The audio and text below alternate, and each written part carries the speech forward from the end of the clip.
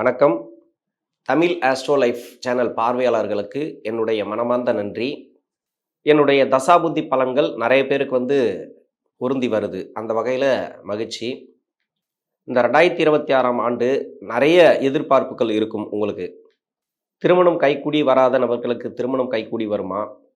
வேலை வாய்ப்பில் ப்ராப்ளம் இருக்கக்கூடிய நபர்களுக்கு அந்த ப்ராப்ளம் தீருமா? கடன் பிரச்சனை இருக்கக்கூடிய நபர்களுக்கு கடன் பிரச்சனை தீருமா? இது மாதிரியான நிறைய எதிர்பார்ப்புகள் உங்களுக்கு இருக்குது. அந்த எதிர்பார்ப்புகளை பூர்த்தி செய்யக்கூடிய ஆண்டாக தான் இந்த ஆண்டு அமையும். அது மாதிரி தான் இந்த கிரக நிலவரங்கள் இருக்குது. 12 ராசிகளில் இருக்கக்கூடிய 27 நட்சத்திரங்களுக்குள் உடைப்பட்ட நட்சத்திரங்களோடு சேர்த்து 36 நட்சத்திரத்துக்கும் தசாபுத்தி பலன்களாக கணித்திருக்கிறேன். இந்த வீடியோ பிடிச்சிருந்தா எனக்கு சப்ஸ்கிரைபர் பண்ணி எனக்கு ஆதரவு கொடுங்கள். உங்களுக்கு என்ன தசை நடக்குது அப்படிங்கிறத எனக்கு கமெண்ட் செக்ஷனில் பதிவு பண்ணுங்கள். சிம்ம ராசி மக நட்சத்திரம். இது கேதுவுடைய நட்சத்திரம். தசா காலங்கள் 7 வருடம். என்னோட கணக்குப்படி 5 வருடத்தை நான் கணக்கில் எடுத்துக்கிறேன். உங்கள் சுய ஜாதகத்தில் என்ன தசா புத்தி இருப்பு இருக்கோ அதை நீங்கள் கணக்கில் வச்சுங்க. 5 வயது வரைக்கும் கேது தசை நடப்பில் வந்தால் பிறகு 20 வருடங்கள் சுக்கிரதசை. 5 + 20 25 வயசு வரைக்கும் சுக்கிரதசை நடப்பில் வரும். சுக்கிரதசை நடக்கக்கூடிய நபர்கள் இப்போது இந்த சிம்ம ராசிக்கு 2026 அப்படிங்கிறது எப்படி இருக்கும்? 2026 அப்படின்னாக்கா இப்போ கிரக நிலவரங்கள் அப்படின்னாக்கா குரு உச்சமாக இந்த ஆண்டில் சென்டர் பகுதியில் வராரு. இப்போ சனி 8ஆம் இடத்துல அஷ்டம சனியாக இருக்கிறார். எது எப்படியோ உங்களுக்கு எந்த கிரக பயிற்சிகளும் இந்த 7.5 சனியோ அஷ்டம சனியோ இருந்துச்சுனாக்கா அந்த அளவுக்கு முழுமையான பலன்களை கொடுக்காது. இப்போ குரு நல்லா இருக்கும் கோச்சாரத்தில் அது செய்யும் இது செய்யும் அப்படின்னு சொல்லிக்கிட்டா கூட அஷ்டம சனி முழுமையாக இருக்கிறார். ஃபுல்லாகவே அஷ்டம சனி இப்போ தான் வக்கர நிவர்த்தி ஆகி 2025 ஜூலை மாதத்துலேருந்து நிறைய பேருக்கு கஷ்டத்தை கொடுத்துருக்கு அஷ்டம சனி அப்படிங்கிறது. ஏன்னா வக்கர கதியில் இருக்கும்போது இப்போ வக்கர நிவர்த்தி ஆகி முழுமையாக இப்போ மீனராசியில் இருக்கிறார். நேர்கதி பாதையில் இப்போ அடியெடுத்து வச்சிருக்கிறார். இந்த 2026 எப்படியாப்பட்ட பலன்களை கொடுக்கும் அப்படின்னாக்கா அஷ்டம சனியில் சுக்கிரதசை. இந்த சுக்கிரதசை இந்த ராசிக்கு நன்மை செய்யாது. அதாவது சூரியனோட வீட்டுக்கு சுக்கிரன் நன்மை செய்யாது, சுக்கிரனோட வீட்டுக்கு சூரியன் நன்மை செய்யாது. இப்போ நன்மை செய்யாத கிரகம். இப்போ நிறைய பேர் கஷ்டப்பட்டுன்னு வருவீங்க. இப்போ படிப்பு ரீதியாக நிறைய பேருக்கு தொந்தரவு கொடுத்துருக்கோம். அது இல்லாத படிப்பு ரீதியாக தடையை கொடுத்துருக்கோம். இந்த மாதிரி படிப்பில் இல்லை நிறைய பேர் கஷ்டப்பட்டுன்னு வருவீங்க. இப்போ இந்த வீடியோ பார்க்குறவங்க ஒரு 40-50 வயசுக்கு மேலே இருக்கக்கூடிய நபர்கள் உங்களுடைய வாரிசுகள் மக நட்சத்திரத்தில் இருப்பாங்க. என்னை பொறுத்த வரைக்கும் அவங்களுக்கு சொல்கிறது என்னன்னாக்கா பின்னாடி வரக்கூடிய அவயோக தசைகள் எதுவாக இருந்தாலும் சரி உங்களுக்கு ரொம்ப கஷ்டத்தை கொடுக்கக்கூடிய தசைகளாக இருக்கலாம். நீங்கள் சின்ன வயசில் ஜாதகம் பார்த்துருக்கலாம். இப்போ இந்த வயசுலாம் ரொம்ப கஷ்டமாக இருக்குது அப்படின்னு கூட யாருன்னா சொல்லியிருக்கலாம். இருந்தாலும் அதை சமாளிக்கணும் அப்படின்னாக்கா இந்த வயதில் நீங்கள் படிப்பு அப்படிங்கிறது ரொம்ப ரொம்ப முக்கியமானது. அதாவது 16 வயசுலேருந்து 20-22 வயசு வரைக்கும் நம்ம இங்கே ராசி பலன் சொல்கிறத விட இங்கே ஒரு ஐடியா சொல்கிறேன். என்னை பொறுத்த வரைக்கும் என்னென்னா படிப்பு எடுத்து படிச்சிருங்க. எதிர்காலத்தில் அதாவது ஒரு 10-15 வருஷத்துக்கு பிறகு விஞ்ஞான வளர்ச்சியில் எப்படியோ இருக்கும். எப்படியோ சரியான மாற்றங்கள் பெரிய பெரிய மாற்றங்கள் கூட வரலாம். அப்போ படிப்பு வேலை எல்லாம் எப்படி இருக்குன்னு தெரியாது. இருந்தாலும் இன்னைக்கு முடிஞ்ச அளவு ஒரு டிகிரி ஒரு 2-3 டிகிரி கையில் வச்சுட்டிங்கனாக்கா உங்களுக்கு அதை சமாளிக்கக்கூடிய தன்மை வந்துடும். பின்னாடி உங்களுக்கு அவயோக தசைகள் நிறைய வந்துச்சு கஷ்டப்படக்கூடிய காலங்களாக இருந்தால் கூட அந்த தசைகள் ரொம்ப பாடாப்படுத்துகிற அமைப்பில் ஜாதக ரீதியாக விதி ரீதியாக அமைஞ்சிருந்தால் கூட அதை சமாளிக்கக்கூடிய தன்மை வந்துடும். முழுமையான தன்னம்பிக்கை கொடுக்கும் அந்த காலகட்டத்தில்.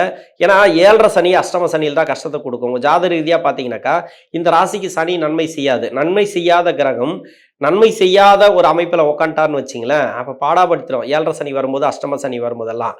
இப்போ அந்த டைமை எப்படி நீங்கள் சமாளிக்கணும்? ஏன்னா உங்களுக்கே தெரியாது. எதனா முதலீடு போடுவீங்க, இல்லை கணவன் மனைவிக்குள்ள பிரச்சனை வரும், பிரியக்கூடிய சூழ்நிலை வரும். அதெல்லாம் ஜாதக ரீதியாக எல்லாத்தையுமே சமாளிக்கணும் அப்படின்னா இந்த வயதில் படிப்பு அப்படிங்கிறது ஒரு ஆஃபர் இருக்குது. இதை மட்டும் நீங்கள் பெருசாக நீங்கள் கையில் எடுத்துட்டிங்கனாக்கா இந்த வயசில் அவங்களுக்கு தேவையானதை நீங்கள் பண்ணி கொடுத்துட்டிங்கனாக்கா பின்னாடி வரக்கூடிய அவயோக தசைகள் எவ்வளோ கஷ்டப்படுத்தினாலும் சரி அந்த தசைகளில் ஓரளவுக்கு சமாளிப்பீங்க. ஓரளவுக்கு தான் அது கூட சொல்ல முடியும். ஏன்னா விதி வலியது எப்பவுமே அந்த சமாளிக்கக்கூடிய தன்மை கொடுத்துரும். மூட நம்பிக்கை வராது, தவறான முடிவு எடுக்க மாட்டீங்க, தவறான எண்ணங்கள் போகாது, தவறான வழியில் போக மாட்டீங்க.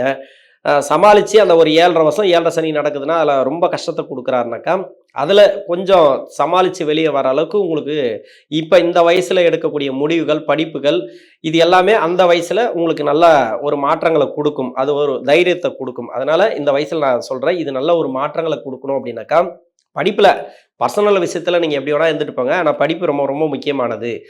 இதில் வந்து நீங்கள் படிச்சிட்டிங்கனாக்கா பின்னாடி உங்களுக்கு ப்ராப்ளமே வராது.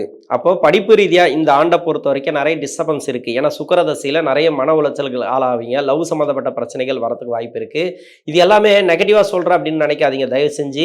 இதெல்லாம் வந்து முன் அறிவிப்பு அவ்வளோதான். நீங்கள் கவனமாக இருந்தீங்கனாக்கா உங்களுக்கு அந்தளவுக்கு ப்ராப்ளம் வராது. இப்போ 20 வயசுக்கு மேலே 25 வயசு வரைக்கும் சுக்கிரதசை எடுத்திருக்கு இல்லையா?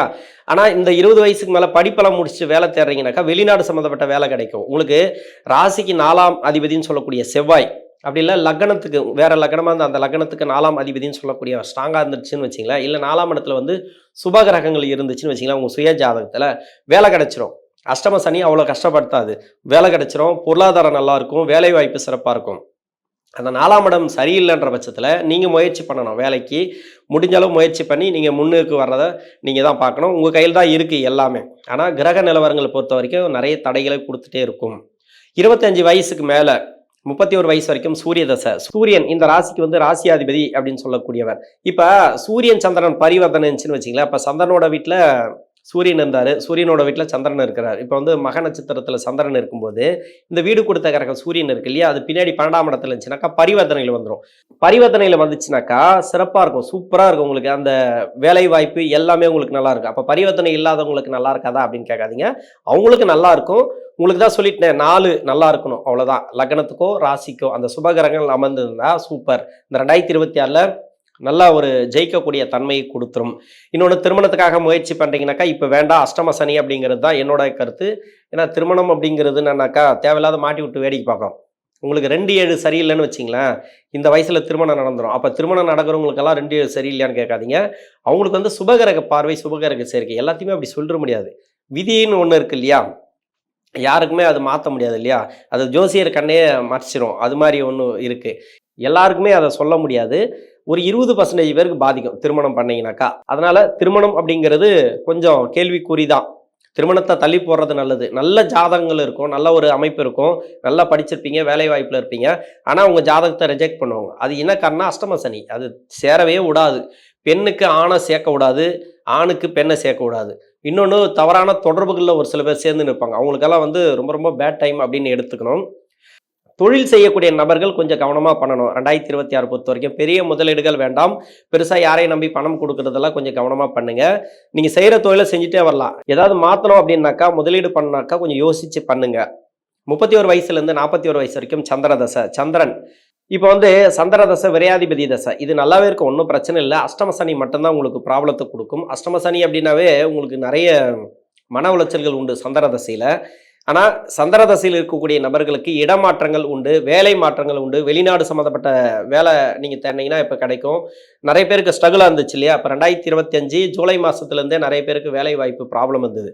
அந்த ப்ராப்ளமெல்லாம் இப்போ இருக்காது.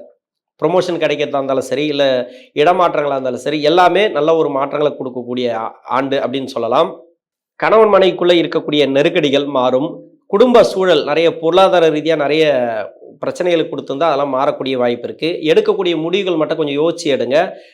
யாருக்குமே முன்னின்று கையெழுத்து போடாதீங்க. 2026 மறக்க முடியாத ஆண்டாயிடும். அதோட யாருக்காவது முன்னின்று கையெழுத்து போட்டிங்கனாக்கா, கேரண்டி கையெழுத்து போட்டிங்கனாக்கா, அப்படிலாம் யாருக்காவது உதவி செய்கிறன்ற பேரில் இறக்க மனப்பான்மையே இருக்கக்கூடாது இப்போதைக்கு. அதாவது வெளிநபர்களுக்கு, அப்படி இல்லைனாக்கா நண்பர்களுக்கே கூட நம்ம எதெல்லாம் தப்பிக்கணுமோ இப்போ தப்பிச்சிடணும். ஏன்னா அஷ்டம சனியில் தேவையில்லாத பிரச்சனைகள் கொடுத்து, நட்பு ரீதியாக பிரச்சனைகள் கொடுக்க, அது மாதிரிலாம் நிறைய வரதுக்கு வாய்ப்பு இருக்குது சந்திர தசையில். ஏன்னா மைண்டு வந்து சேஞ்சஸ் ஆகினே இருக்கும். உங்களை ஏமாத்தனா ஈஸியாக ஏமாத்திடலாம். அப்போ அது மாதிரி இருக்கும். அதாவது இந்த ஷேர் மார்க்கெட்டில் போடுறது, இது மாதிரி வட்டிக்கு விடுறது, இதெல்லாம் கொஞ்சம் கவனமாக பண்ணுங்கள். மற்றபடி எம்ப்ளாயியாக இருக்கக்கூடிய நபர்களுக்கு பரவாயில்ல. எம்ப்ளாயி எல்லாம் ஓரளவுக்கு அப்படியே போயிட்டே இருக்கும். தொழில் செய்யக்கூடிய நபர்கள் மட்டும் கொஞ்சம் கவனமாக இருக்கணும். 41லேருந்து 48 வரைக்கும் செவ்வாய் தசை. செவ்வாய் இந்த ராசிக்கு வந்து 4ஆம் அதிபதினு சொல்லக்கூடியவர். இந்த செவ்வாய் தசையில் இருக்கிறவங்களுக்கு இடமாற்றம் கேட்டிருந்தீங்கனாக்கா இப்போ இடமாற்றம் கிடைக்கும். ப்ரொமோஷன் கேட்டிருந்தீங்கனாக்கா ப்ரொமோஷன் கிடைக்கும். ஒரு சில பேருக்கு வந்து ரொம்ப மோசமாக தசை பாதிக்கப்பட்டிருந்தால், அஷ்டம சனி போயிட்டு இருக்குல்லையே, வேலை பிரச்சனை வந்துடும். சனி இருக்கக்கூடிய இடத்துல செவ்வாய் இருந்தாலோ, இல்லை சனி பார்க்கக்கூடிய இடத்துல செவ்வாய் இருந்தாலோ வேலை பிரச்சனை வரும். வேற எங்கே இருந்து இந்த செவ்வாய் பகவான் தசை நடத்தினாலும் வேலையில் பிரச்சனை வராது, தொழிலில் பிரச்சனை வராது. மற்றபடி இந்த குடுக்கல் வாங்கல கொஞ்சம் கவனமாக இருங்க செவ்வாய் தசையில் இருக்கிறவங்க.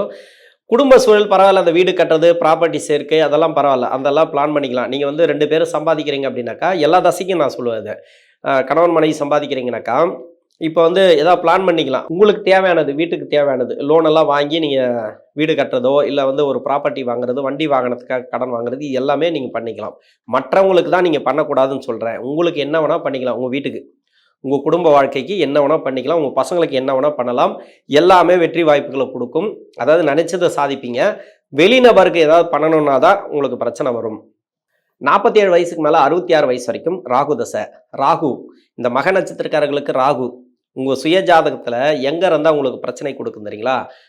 சுக்கிரனோட வீடு, இன்னொன்று சனியோட வீடு. இந்த 2 வீட்டில் இருந்து தசை பண்ணிச்சுன்னா அந்த ராகு பகவான் ரொம்ப கவனமாக இருக்கணும். யாரெல்லாம்னாக்கா தொழில் செய்யக்கூடிய நபர்கள், வேலை வாய்ப்பில் ப்ரொமோஷன் எதிர்பார்க்காதீங்க. ப்ரொமோஷன் எதிர்பார்த்தாலும் கொஞ்சம் தடை தாமதங்களை கொடுக்கும். அதுலேயே அந்த ராகு வந்து சுபகரக நட்சத்திரம் இல்லைன்னா சுபகரக பார்வை அங்கேயும், அதாவது உங்கள் லக்கணத்துக்கு யோகம் செய்யக்கூடிய நட்சத்திரம் அது மாதிரி எதனா இருந்துச்சுன்னா அந்த அந்த இடத்துல இருந்துச்சுன்னா ஓரளவுக்கு அந்த ப்ரொமோஷன்லாம் கொஞ்சம் தடையாக இருந்தால் கூட அது கிடைக்கும். இடமாற்றங்கள் கிடைக்கும். வேலையில் கூட ஒரு சில பேருக்கு பிரச்சனை வராது, நல்லா இருக்கும். நான் சொன்ன மாதிரி ராசிக்கு 4 இல்லைனா லக்னத்துக்கு 4 வலுவாக இருந்துச்சுன்னு வச்சிங்களேன், எந்த இடத்துல ராகு பகவான் வந்து தசை பண்ணால் கூட உங்களுக்கு ப்ராப்ளமே வராது. அஷ்டம சனியில் நல்லா இருந்திருப்பீங்க, வேலையெல்லாம் சூப்பராக இருந்திருக்கும், வேலையெல்லாம் உங்களுக்கு பிரச்சனையே வராது. ஆனால் குடும்ப வாழ்க்கையிலும் கொஞ்சம் பார்த்துக்கணும். இது வந்து சனியோட சம்மந்தப்பட்டால், சனியோட வீட்டில் இருந்தால், சுக்கிரனோட வீட்டில் இருந்தால், இதெல்லாம் வந்து கணவன் மனைவிக்குள்ளே கருத்து வேறுபாடுகள் வரும், பிரியக்கூடிய வாய்ப்பு வரும், இல்லைன்னா மனசஞ்சலங்கள் வரும். ஒரு வீட்லேயே வந்து 2 பேர் ஆளுக்கு ஒரு ரூமில் இருப்பாங்க, பேசவே மாட்டாங்க, பலவசாட்சி அப்படின்னு அது மாதிரிலாம் இருக்கும். அதனால கொஞ்சம் கவனத்தோடு இருக்கிறது நல்லது. வாக்குவாதங்களை தவிர்ப்பது நல்லது. குடும்ப சூழல் பார்த்தீங்கன்னாக்கா மற்ற எங்கே இருந்து தசை பண்ணாலும் இந்த ராகு பகவான் தசை அப்படிங்கிறது அஷ்டம சனியில் பெருசாக கஷ்டங்களை கொடுக்காது. உங்களுக்கு வந்து வீட்டுக்கு தேவையானது, பொருளாதார வளர்ச்சி நல்லாயிருக்கும். அதாவது எதிர்பாராத செலவுகள் நிறைய வரத்துக்கு வாய்ப்பு இருக்குது. சுப விசேஷங்கள் அதிகமாக நடக்கும் வீட்டில் இந்த ராகு தசையில் இருக்கிறவங்களுக்கு. 66 வயசுக்கு மேலே 82 வயசு வரைக்கும் குரு தசை. குரு தசையில் இருக்கிறவங்க கவலையே பட தேவையில்ல. ஏன்னா 12ஆம் இடத்துக்கு வந்து குரு உச்சமாக வராது இந்த ஆண்டு சென்ற பகுதியில். இது வந்து நல்ல ஒரு வாய்ப்புகள் உங்களுக்கு இருக்குது. வாரிசுகளுக்கு எதிர்காலத்துக்கு உண்டான பிளான் எல்லாம் இப்போ போடுவீங்க. தேவையான ப்ராப்பர்ட்டி ரீதியாக உங்களுக்கு வந்து அந்த பிரச்சனைகள் இருந்துச்சுன்னா அதெல்லாம் தீரும். வீடு கட்டுறது, சுப விசேஷம் நடக்கிறது, வாரிசுகளுக்கு நல்ல ஒரு வளர்ச்சி அப்படின்னு எடுத்துக்கலாம். 66 வயசுக்கு மேலே 82 வயசு வரைக்கும் சிறப்பான தசை அப்படின்னாக்க அந்த குரு தசை சொல்லலாம். உங்களுக்கு வந்து அஷ்டம சனி கூட அந்த அளவுக்கு கஷ்டங்களை கொடுக்காது. ஏன்னா அஷ்டம சனி குரு பார்வையில் இருக்கிறார். உச்சம் பெற்ற குரு பார்வையில் இருந்தால் கூட தசை சிறப்பாக இருந்தால் தான் உங்களுக்கு தசை நல்ல பலன்களை கொடுக்கும். இல்லைனா அது கொஞ்சம் கஷ்டத்தை கொடுத்துரும். 82 வயசுக்கு மேலே 19 வருடங்கள் சனி தசை. சனி தசை உடல்நிலையில் இருக்கக்கூடிய பிரச்சனைகள் விலகும். அதாவது நோய் நொடி பிரச்சனைகள் எது இருந்தாலும் சரி. என்னது அஷ்டம சனி நடக்குது இது மாதிரி சொல்கிறாப்புல அப்படின்னு கேட்காதீங்க. ஏன்னா அஷ்டம சனி வரும்போது மாற்றி பலனை கொடுத்துரும். இந்த பின்னாடி வரக்கூடிய சனி தசை வந்து இளம் வயசில் வந்துச்சுனாக்கா கஷ்டத்தை கொடுக்கும். பின்னாடி வந்துச்சுனாக்கா அந்த கஷ்டம் இருக்காது. அதாவது எதில் கஷ்டத்தில் இருக்கிறீங்களோ இந்த அஷ்டம சனியில் நோய் நொடி பிரச்சனைகள் அது எதனா இருந்துச்சுன்னா மருத்துவ செலவுகள் எல்லாமே குறையத்துக்கான வாய்ப்பு இருக்குது. குடும்ப சூழல் நல்லாயிருக்கும். வாரிசுகளோட வளர்ச்சி இந்த காலகட்டங்கள் நல்லாயிருக்கும். இந்த சிம்ம ராசியில் இருக்கக்கூடிய மக நட்சத்திரக்காரர்களுக்கு தசாபுத்தி ரீதியாக 2026 அப்படிங்கிறது நல்ல ஒரு மாற்றங்களை கொடுக்கும். நன்றி.